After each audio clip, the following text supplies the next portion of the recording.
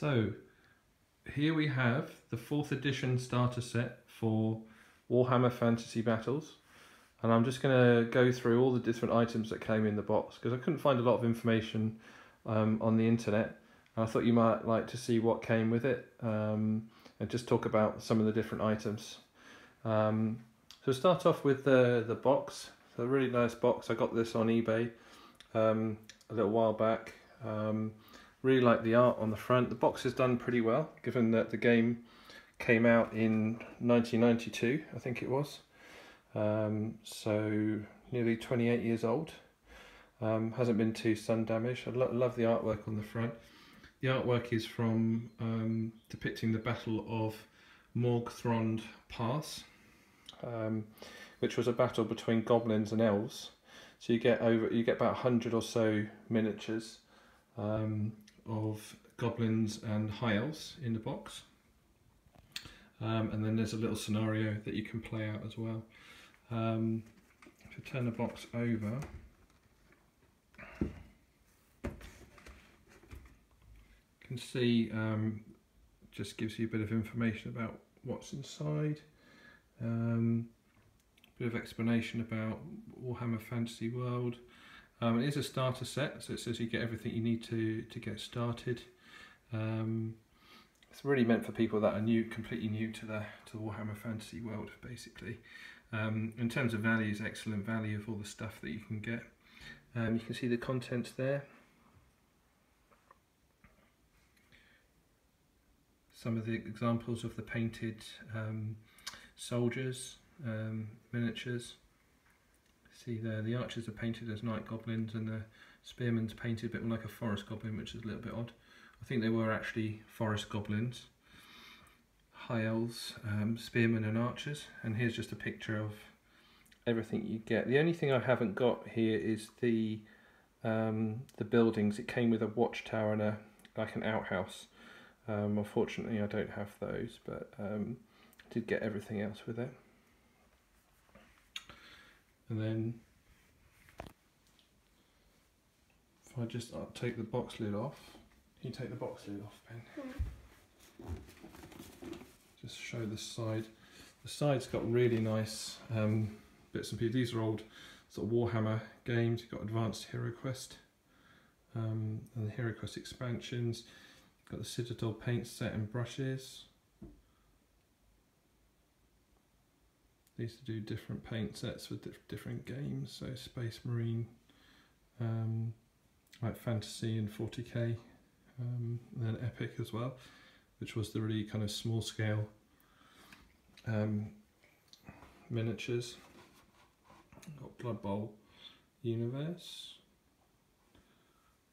Warhammer Fantasy, Man of War, which I just downloaded on Steam recently and started playing that, which is really good. It's good fun. Mighty Empires, don't actually remember that one. It's a bit more obscure.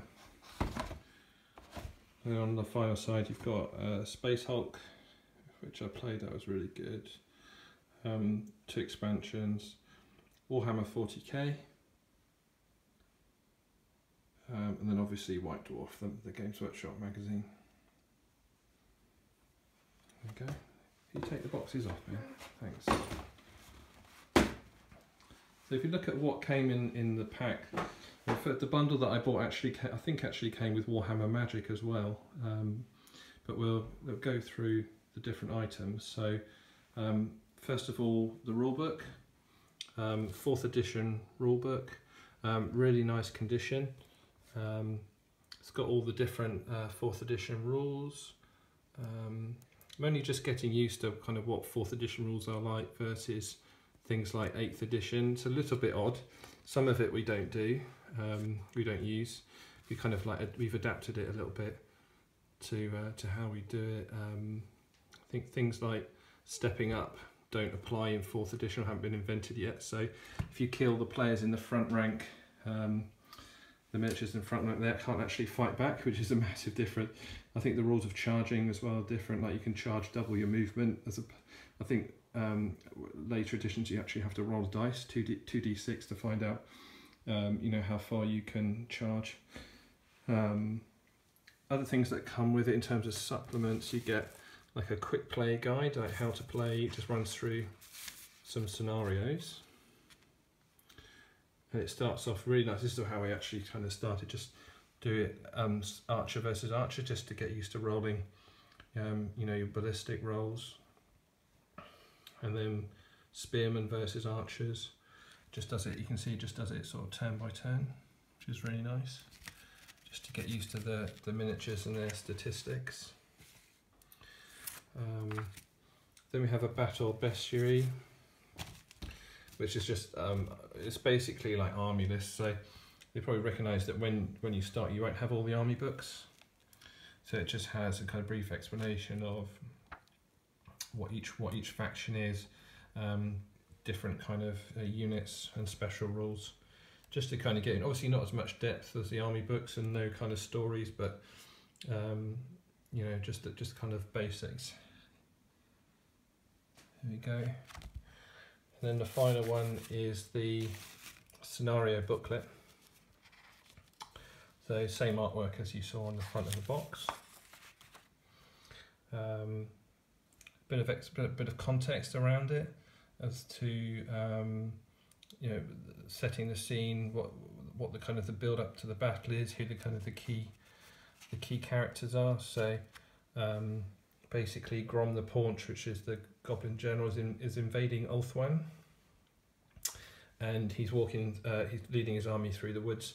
And they come across this little kind of outpost, little village called Morgthrond, and they basically kind of ambush the village, and then the elves in the village have to kind of light a beacon to get reinforcements to come through.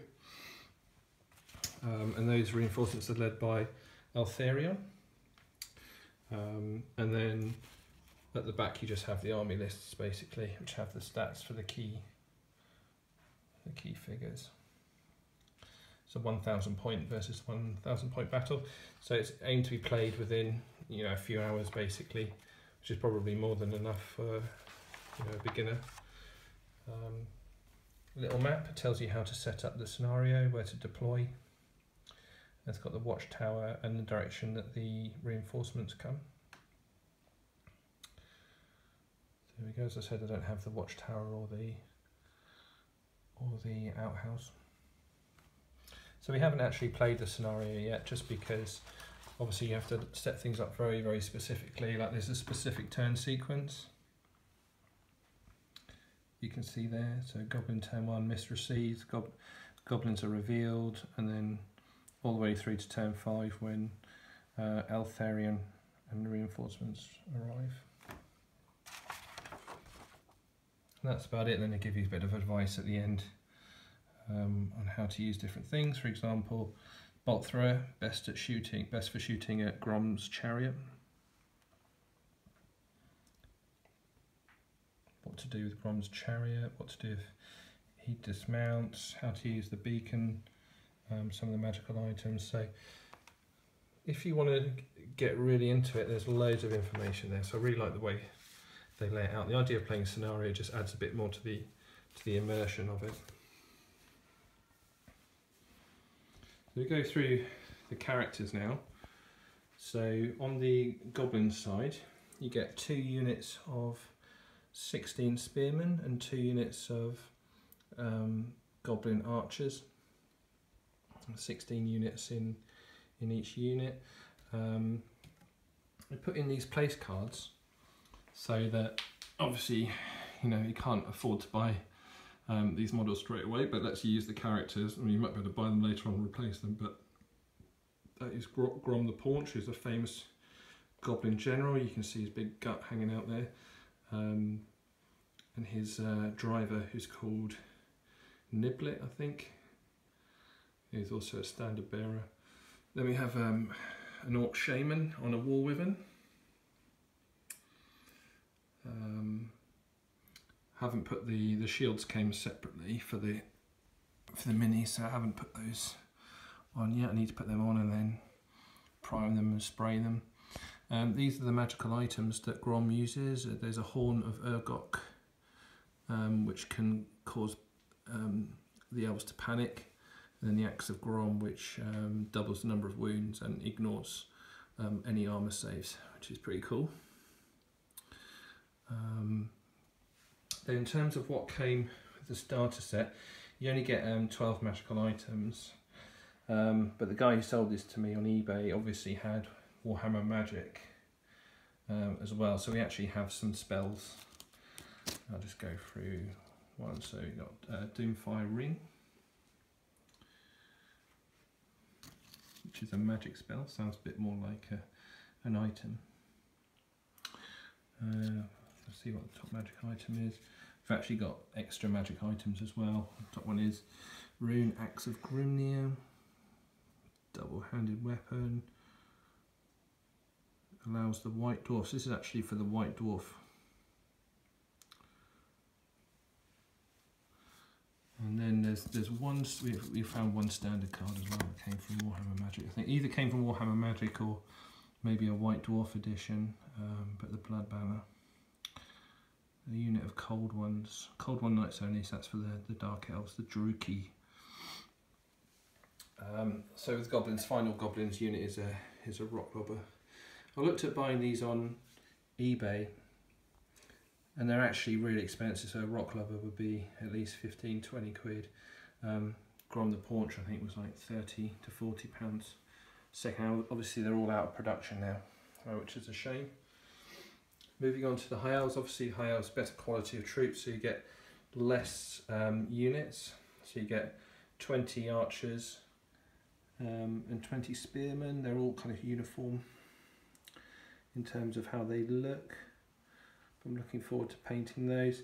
We get Altharian on a griffin, war griffin. In the kind of lore, the universe, he's actually blind, but it doesn't show that he's blind in here. It looks like he's got his eyes like this. Maybe that was before he went blind, I don't know. And you get a bolt thrower as well, which is quite nice. That kind of can shoot through several ranks of the enemy if they're in ranks, with the strength decreasing by 1 for each rank, so that can be quite lethal. Just kind of chop through, especially with the goblins that don't have any armour or any light armour. Apart from that, you get all the different markers. Obviously you get 2 artillery dice. Been using the donut one for the Rock Lobber. Haven't used the other ones yet. I think one of them is probably for gas grenades, so probably Skaven maybe. And then obviously got cannon explosions and some sort of zap marker, so I don't know. So if you know what those are, let me know in the comments. That'd be really good to know. I can actually use them. We've got a tree manners there as well. Not sure where he came from. Maybe some of these came from the Warhammer Magic expansion. And then obviously you've got the artillery dice as well, which I've played a few times. I don't think I've ever managed to roll a hit yet, but they're on there.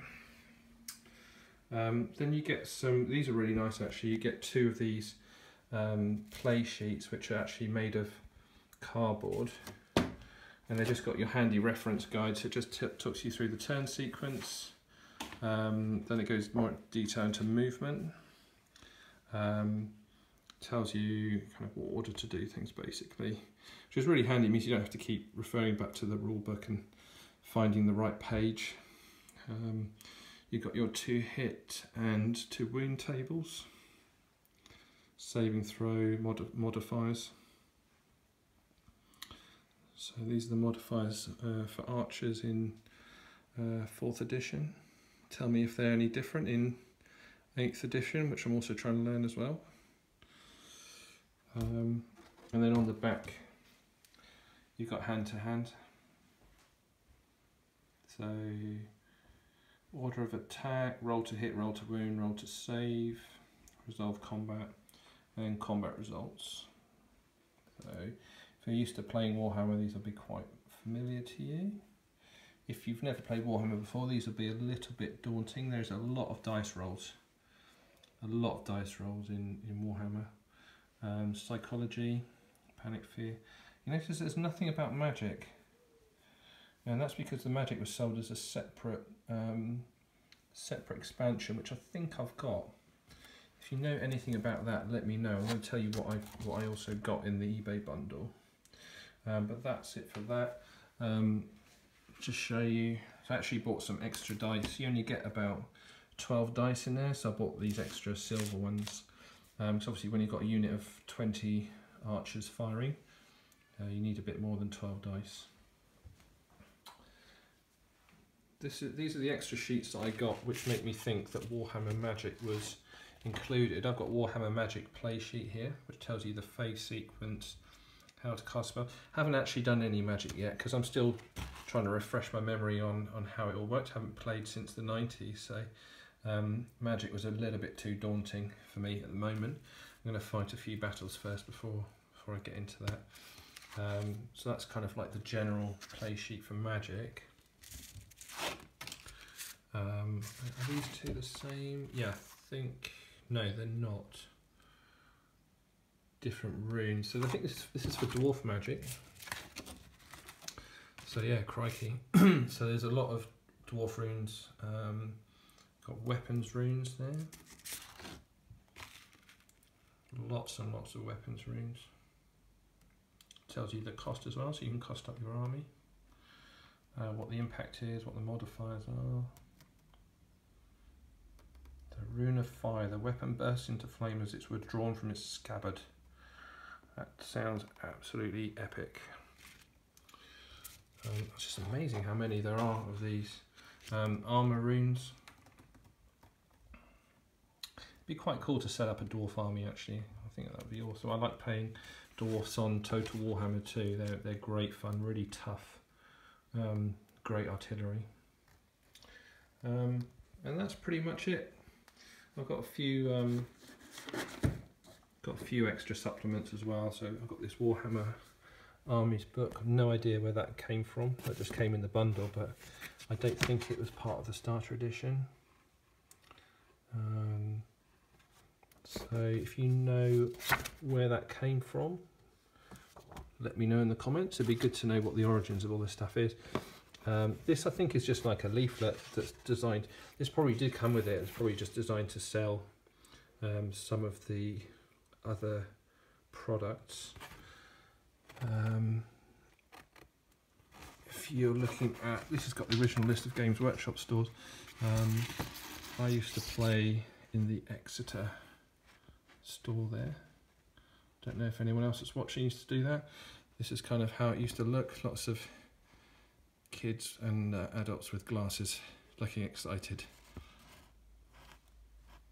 The fashion of the 90s was epic. Then I've got Sigil Miniatures Painting Guide, which is really cool. It's very kind of thin, but just started getting into painting. I'm going to do another video on some spearmen, some Empire spearmen that I'm starting to paint in the Talabheim colours. So I'll send another video. Yeah, I'm painting that with Ben as well. He's helping me.